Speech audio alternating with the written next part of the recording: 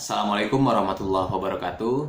Baiklah, pada kesempatan kali ini saya akan menjelaskan dan berbagi tips kepada kawan-kawan bagaimana sih caranya supaya bisa menyampaikan orasi yang bagus. Akan tetapi, orasi yang dimaksudkan di dalam video ini adalah orasi yang digunakan pada saat aksi demonstrasi, oke? Yang pertama-tama, kawan-kawan harus sering mengikuti aksi demonstrasi. Dengan kawan-kawan sering mengikuti aksi demonstrasi, kawan-kawan akan terbiasa dengan suasana ataupun atmosfer daripada aksi demonstrasi itu sendiri.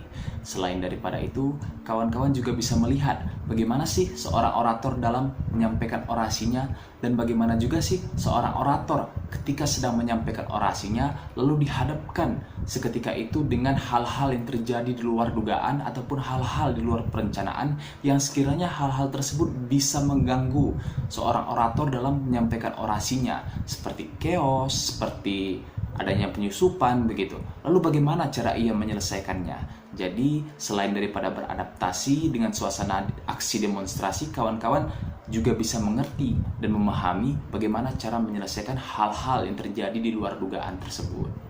Yang kedua, pastikan kawan-kawan paham mengenai duduk persoalan daripada isu yang akan diangkat nanti. Setelah kawan-kawan mengerti dan paham mengenai duduk persoalannya, kawan-kawan kaji, kawan-kawan analisis, baik itu dari aspek yuridis, dari aspek ekonomi, dari aspek sosiologi, itu terserah kepada kawan-kawan, yang jelas tetap memuat nilai-nilai yang sifatnya itu edukatif. Jangan orasi kawan-kawan itu hanya berisikan keluh kesah, kesedihan-kesedihan, sehingga masyarakat itu nanti bingung begitu, apakah ini masalah keluarga atau masalah bernegara begitu. Jadi sebagai mahasiswa yang dikenal sebagai intelektualitasnya, alangkah lebih baiknya orasinya itu berisikan rentetan-rentetan, baik itu dari duduk persoalannya, lalu permasalahannya di mana begitu, lalu kawan-kawan sampaikan juga analisis pemikiran daripada kawan-kawan sehingga masyarakat itu lebih tercerahkan, lalu masa aksi pun mengerti begitu. Jadi jangan orasi yang isinya itu hanya sekedar keluh kesah, kesedihan-kesedihan, walaupun itu sebenarnya sah-sah saja dan boleh-boleh saja, akan tetapi alangkah lebih baiknya keluh kesah dan kesedihan itu disisip-sisipkan saja. Jangan jadikan keluh kesah dan kesedihan itu muatan keseluruhan daripada orasi kawan-kawan. Yang ketiga, setelah kawan-kawan konsepkan materi daripada orasi yang akan kawan-kawan sampaikan, kawan-kawan latihan di rumah terlebih dahulu begitu. Kalau saya dulu sering latihan di kamar, di depan cermin itu sering dulu begitu, supaya saya tidak lupa dengan materi yang telah saya siapkan. Lalu saya juga membiasakan rahang ataupun otot wajah saya ini untuk berbicara. Karena apa? Kalau kita jarang berbicara di hadapan umum, jarang untuk orasi, itu biasanya agak sedikit keram, agak kaku begitu. Sehingga perlu latihan, saya pikir begitu.